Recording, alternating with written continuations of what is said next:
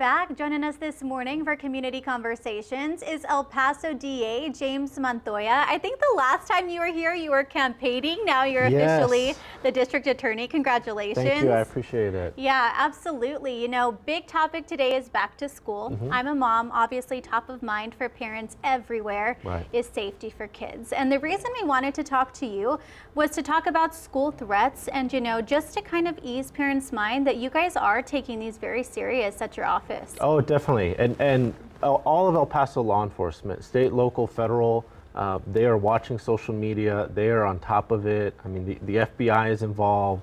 The school district police are involved. El Paso police, the sheriffs, the school resource officers that are at the schools that don't have school district officers. The local law enforcement is on top of it. They monitor the situation. They monitor social media for all types of threats, including threats to the school. Absolutely, and I think the collaboration is probably so important to you, and especially your office as well, to have that collaboration with those different entities. Definitely, between our office, so the district attorney's office, we handle criminal cases against adults. And under the laws of the state of Texas, someone is an adult at the age of 17. So we prosecute 17-year-olds and older, and the county attorney's office, they're the ones that handle criminal cases against juveniles. So let me ask you this. So let's say a 17-year-old kid does make a school threat. You guys find who that person is. Is it possible that they could be tried as an adult? Absolutely. So 17, you are an adult. So 17, you will be tried as an adult. Depending on the specific nature of the threat, you can be charged. The offense is terroristic threats. And depending on who it's directed to or what the intent was in making the threat, it can be up to a third-degree felony, which is punishable from 2 to 10 years in prison.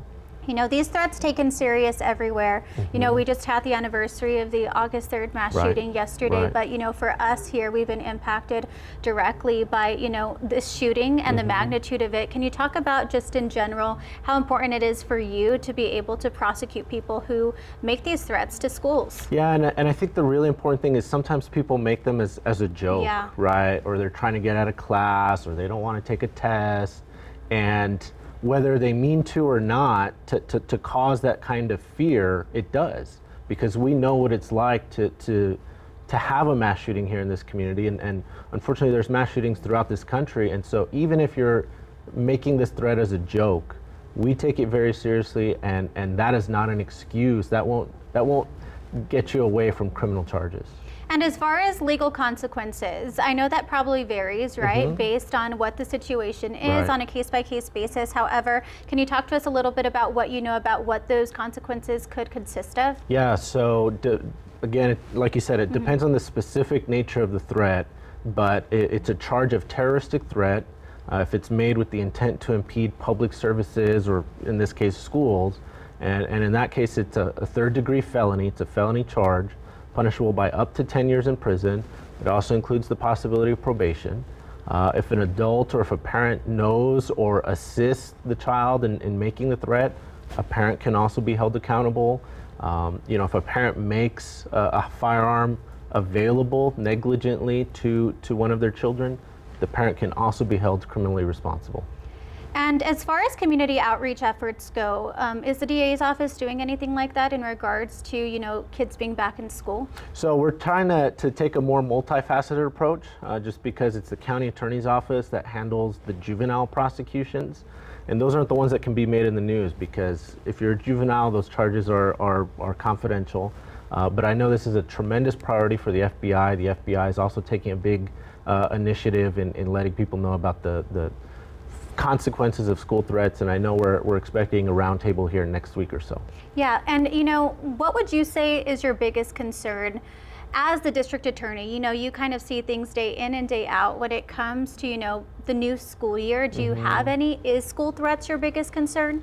You know, I will tell you, talking to members of the community, I think the feedback that I hear from them is DWIs. People are still very upset with DWIs. I understand them. You know, when people tell me that they don't feel safe on the roads after a certain hour, that bothers me.